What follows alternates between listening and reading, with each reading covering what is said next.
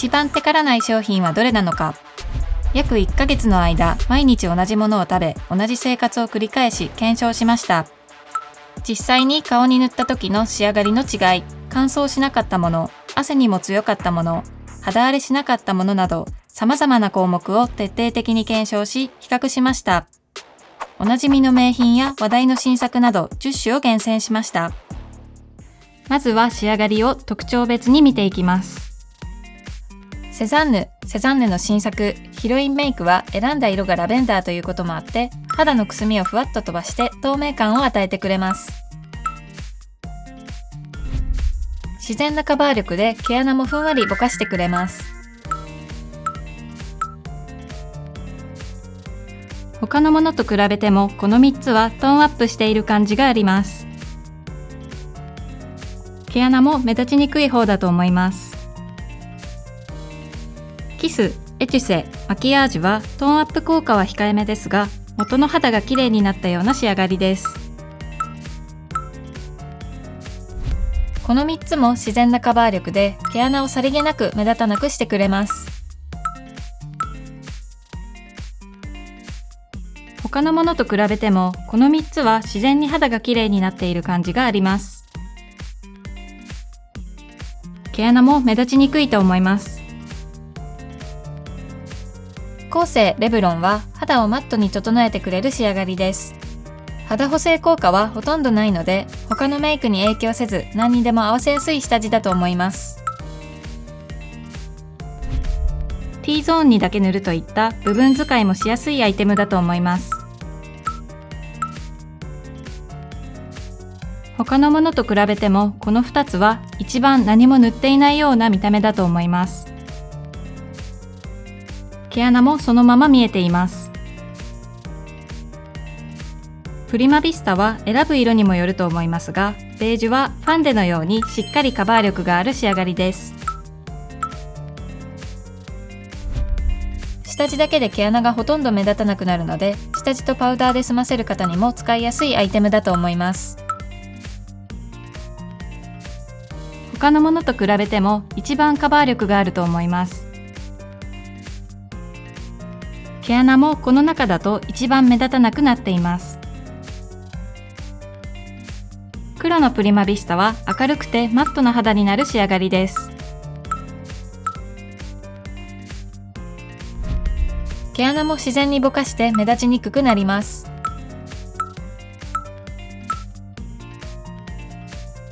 今回比較した中で一番マットな仕上がりなので、この後検証するテカリ防止効果にも期待が高まります。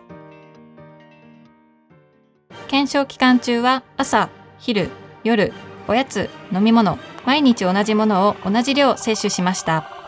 スケジュールも毎日統一、室温湿度も毎日統一、皮脂分泌に影響しそうなものはすべて統一しました。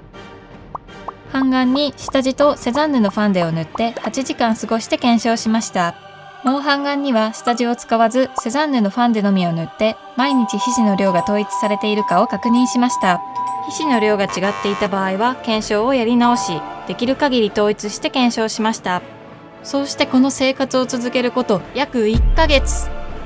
それでは結果を発表していきます。第3位はレブロンです。塗った直後と比べると全体的に少しテカっているような感じがします。ただ正直テカリというよりも普通肌の私はツヤとして許容できる範囲かなと感じました。ファンデだけの方と比べるとこんな感じで、ファンデだけだともっとおでこや鼻周りがテカッとして見えるので3位という結果ですが、皮脂は抑えてくれていると思います。それでは続きを見ていきましょう。第2位はセザンヌ、コーセー、ヒロインメイク、キス、エテュセ、マキアージュ、プリマビスタです。本当にどれも綺麗な仕上がりをキープしてくれました。塗りたてと比べてもちょっとツヤっぽくなったかなーってくらいで、十分すぎるくらい皮脂は抑えてくれてるんじゃないかなと思います。小鼻周りも塗りたてとほとんど変わっていませんでした。ただ残る1位が本当にすごかったので、今回は2位という結果になっています。それでは気になる第1位の結果を見ていきましょう。第1位はセザンヌの新作と黒のプリマヴィスタです。この2つは本当にテカらないし崩れませんでした。黒のプリマヴィスタは期待を裏切らない結果で8時間経過しているとは思えないくらい全くテカりませんでした。セザンヌの新作は今回比較した中で一番保湿感がある塗り心地だったので、正直そこまで期待はしていなかったんですが、全然塗りたてと変わってなくて驚きました。小鼻周りも塗りたてとほとんど変わっていないと思います。今回はどれもすごく皮脂を抑えてくれていたので、遠目だと差が分かりにくかったと思います。そこでもっと差が分かるように肌の超拡大映像をご用意しました。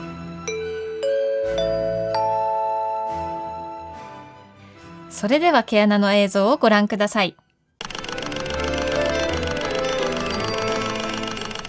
どれも全体的にギラッとして皮脂が出ている様子が確認できますが、セザンヌの新作と黒のプリマヴィスタはギラッとしている部分が少なくて表面がさらっと保たれていると思います。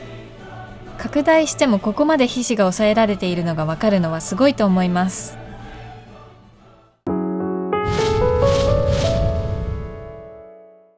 肌質や使用環境によっては1位の製品でもテカったって場合もあると思います。そんな時はテカリが気になりだした時にメイク直しを使うのも一つの手だと思います。今回使ったアイテムの中だとレブロンがメイク直しとしても使える 2way アイテムになっています。メイクはよれずにテカリだけを抑えてくれます。またショート動画でも紹介しましたが、黒のプリマヴィスタのスティックもおすすめです。持ち運びやすいサイズ感でテカリの抑え具合はレブロンよりも少し強めかなと思います。テカリで悩んでいる場合はこういったアイテムを組み合わせて使ってみるのもいいと思います。普通肌の私の場合だと黒のプリマヴィスタ以外はひどく乾燥を感じたものはありませんでした。メイクを落とした後の肌を見ると黒のプリマヴィスタは鼻周りの皮むけが他のものより多かったので、本当に皮脂を抑えたい時や部分使いなど限定した方が良さそうな印象でした。セザンヌの新作はもともとしっとりした仕上がりだったからか特に乾燥を感じにくかったです。バイオスキンシートに塗って8時間置いてみると他のものが粉っぽくなっているのに対してセザンヌの新作はずっとしっとりしていたので、テカリ防止系下地の乾燥感が苦手な方でも使いやすいと思います。半眼に下地とファンデを塗ってお風呂で大量の汗をかきました。もう半眼はファンデのみを塗って汗の出方が統一されているかを確認します。それでは崩れにくさに差があるのかを見ていきます。第2位はセザンヌの新作ヒロインメイクキスエトゥセマキアージュプリマヴィスタ黒のプリマヴィスタです。汚く崩れたというわけではありませんが、流れた汗が少し濁っている感じがありました。カバー力が高めだった下地ほど濁っている印象です。第1位はコーセーとレブロンです。下地のカバー力がほとんどなかったこともあって流れた汗もあまり濁っていません。大量に汗をかく場合でも汚く見えにくいと思います。汗を拭き取るとどうなるのかも検証してみました。拭き取ってしまうと汚く見えるものはないかなと思います。拭き取ったペーパーを見るとすごくわかりやすかったんですが、ファンデだけの方はペーパーにしっかりファンデがついてしまっています。それに対して下地とファンデを重ねた方は明らかにペーパーについているファンデが少なくなっています。ちなみに顔全体にファンデだけを塗った場合は左右どちらにもファンデがしっかりついてしまっているので、下地がファンデを落ちにくくしてくれているのかなと思います。実際に肌を見てもファンデだけの時は拭き取ると毛穴のポツポツ感が見えてしまったのに対して、下地を重ねた方はどれも拭き取っても毛穴は目立ちにくいままでした。メイクを崩したくない時にはやっぱり下地は大切だなと思いました。アテニアのオイルクレンジングを使ってきれいに落とすことができているかを検証しました。どれも丁寧になじませれば落とすことができていると思います。ただ黒のプリマヴィスタは毎回使った後にニキビができてしまったので、もしかしたら目視ではわからないレベルで毛穴が詰まっているのかもしれません。この7個はシャカシャカ振ってから使うタイプで、どれもなじませると肌表面がサラサラになりますが、プリマビスタだけは少ししっとりしている感じがありました。後世、エテュセ、黒のプリマビスタは特にサラサラカサカサ粉っぽい感じがあります。セザンヌの新作はチューブタイプ、キスはポンプタイプでシャカシャカ振る必要はありません。急いでいる時とかだと振り忘れちゃったりすることがあるので、個人的には嬉しいポイントです。この2つはクリームっぽい質感で塗り心地がいいと思います。セザンヌの新作はなじませてもしっとりしていて、キスはなじませると表面がサラッとします。レブロンはバームタイプで付属のスポンジを使って塗ります。肌表面はサラサラになりますが、バームだからか突っ張る感じがなくて使いやすいと思います。肌表面のサラサラ感で順番に並べるとこんな感じになります。使用感で選ぶ際の参考にしてみてください。何度も匂いを嗅ぎ比べて匂いの種類と強さをまとめました。匂いで選ぶ場合の参考にしてみてください。比較した内容を表にまとめました。必ずしも全ての順位が高いものがいいというわけではありません。自分の肌や使用状況に合わせて製品を選ぶ際の参考にしていただけたら嬉しいです。最後まで見ていただいてありがとうございました。